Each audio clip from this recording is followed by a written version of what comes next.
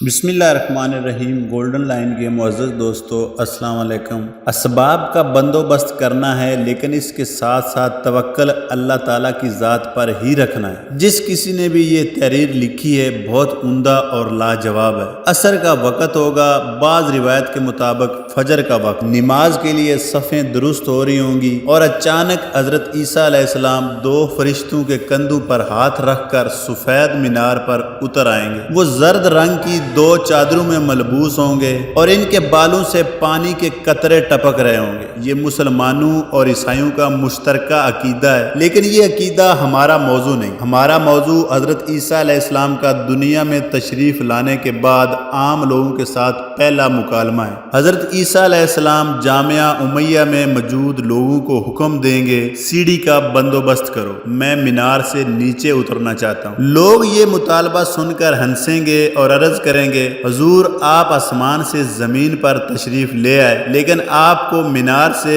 نیچے اترنے کے لیے سیڑھی چاہیے، کیا یہ بات عجیب نہیں؟ حضرت عیسیٰ علیہ السلام جواب دیں گے، میں اس وقت عالم اسباب میں کھڑا ہوں اور عالم اسباب میں آپ ہوں یا میں، ہم سب اسباب کے محتاج ہیں۔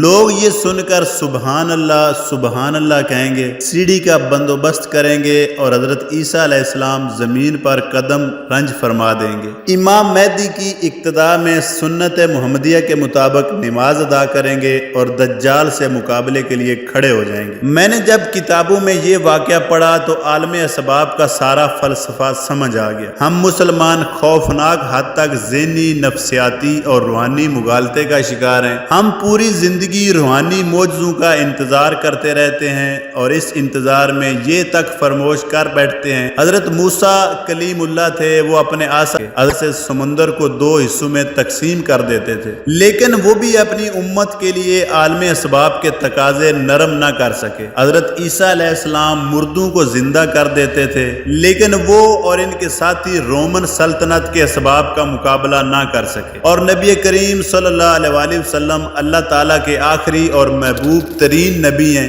لیکن انہیں بھی عالم اسباب میں تلوار، گھوڑے، زرہ بختر، اونٹ، پانی، خوراک اور لباس کا بندوبست کرنا پڑا۔ یہ بھی اپنا دفاع کرتے رہے، یہ بھی جنگیں لڑتے رہے اور یہ بھی پیٹ پر دو دو پتھر باندھتے رہے۔ انہیں بھی ساتھیوں، دوستوں، بھائیوں، ہجرتوں، معاہدوں، جوڑ توڑ اور معاش کی ضرورت پڑتی رہی۔ یہ بھی تجارت فرماتے رہے، یہ بھی اپنے حسب نسب پر فخر کرتے رہے اور یہ بھی اپنے گھر آباد کرتے رہے۔ آپ کسی دن فرقے اور مسلک کی اینک اتار کر سیرت کا مطالعہ کیجئے، آپ یہ دیکھ کر حیران رہ جائیں گے۔ ہمارے رسول صلی اللہ علیہ وسلم نے پوری زندگی کوئی غیر معیاری چیز استعمال نہیں کی۔ دوست بنائے تو شاندار لوگوں کا انتخاب کیا، غلام، خادم اور کنیزیں چنی تو تہذیب، شائستگی اور مروت کے شاہکار پسند فرمائے۔ آپ صلی اللہ علیہ وسلم نے پوری زندگی کمزور تلواریں خریدی اور نہ ہی بیمار گھوڑے اور لاغر اونٹ پر سفر کیا۔ آپ صلی اللہ علیہ وسلم نے لباس بھی ہمیشہ صاف ستھرا اور بے داغ پہنا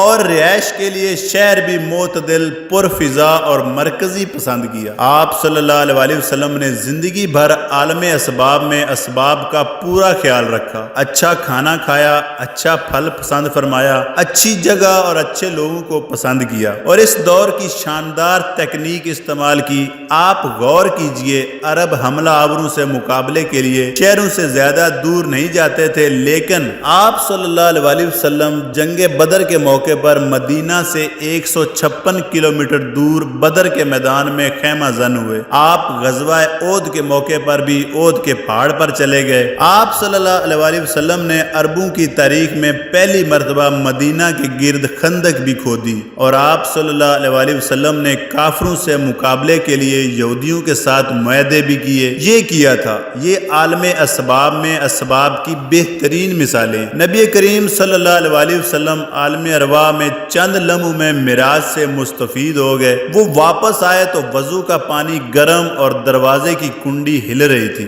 آپ صلی اللہ علیہ وسلم نے انگلی کے اشارے سے چاند کے دو ٹکڑے بھی کر دیے، لیکن آپ صلی اللہ علیہ وسلم جب عالم اسباب میں واپس آئے تو آپ کا دندان مبارک بھی شہید ہوا۔ آپ طائف میں زخمی بھی ہوئے۔ آپ کو بھوک، پیاس، گرمی، سردی اور خوف بھی محسوس ہوتا رہا۔ آپ صلی اللہ علیہ وسلم کی چھت بھی ٹپکتی رہی، آپ صلی اللہ علیہ وسلم بیمار بھی ہوئے، آپ پر زہر کا اثر بھی ہوا، آپ صلی اللہ علیہ وسلم جادو کے اثر سے نکلنے کا بندوبست بھی کرتے رہے، اور آپ صلی اللہ علیہ وسلم غربت اور بیماری سے بھی پناہ مانگتے رہے۔ یہ عالم اسباب کے وہ سبب ہیں جن سے کوئی ذی روح آزاد نہیں ہو سکتا۔ آپ اگر وجود رکھتے ہیں، آپ کی گردن پر اگر سر موجود ہے اور آپ اگر سانس لے رہے ہیں، تو پھر آپ نبی ہوں، ولی ہوں یا پھر عام انسان ہوں، آپ عالم اسباب کے تمام اسباب کے محتاج ہیں۔ آپ کو پھر مینار عیسیٰ سے اترنے کے لیے بھی سیڑھی کی ضرورت پڑے گی، آپ کو پھر حضرت حمزہ رضی اللہ تعالیٰ عنہ کی شہادت بھی تکلیف دے گی، آپ پھر والدہ کی قبر پر آنسو بھی بہائیں گے، اور آپ کو پھر اچھی تلواروں، اچھے گھوڑوں،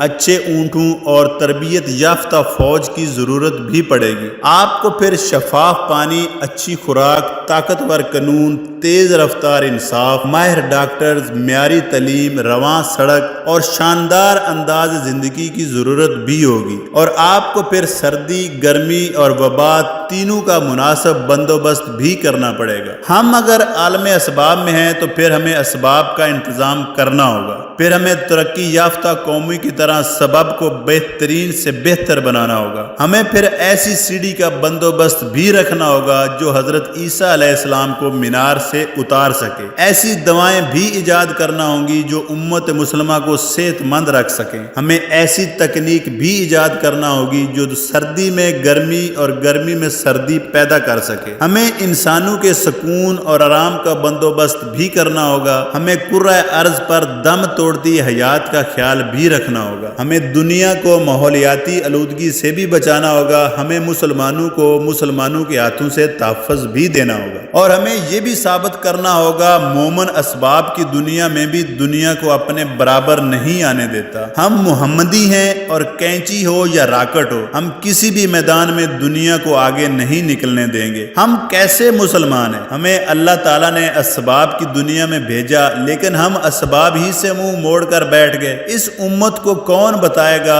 انسان اس عالم اسباب میں سبب کے بغیر بے سبب ہو جاتا ہے، اور بے سبب لوگ دنیا اور آخرت دونوں میں مار کھا جاتے ہیں۔ آپ کو یقین نہ آئے تو آپ حلب، کشمیر اور برما کے مسلمانوں کو دیکھ لیجئے، یہ لوگ اگر عالم اسباب میں اسباب کے مالک ہوتے تو کیا دنیا ان کی طرف میلی آنکھ سے دیکھتی؟ خدا کے لیے آپ مسلمان ہو تو آپ عالم اسباب کو عالم اسباب مان کر اسباب کا بندوبست کرو، ورنہ دنیا آپ سے جینے کا حق تک چھین لے گی۔ لیکن توکل صرف اللہ تعالیٰ کی ذات پر ہی رکھنا ہے۔ ہوپ آپ کو ویڈیو پسند ہی ہوگی۔ والسلام۔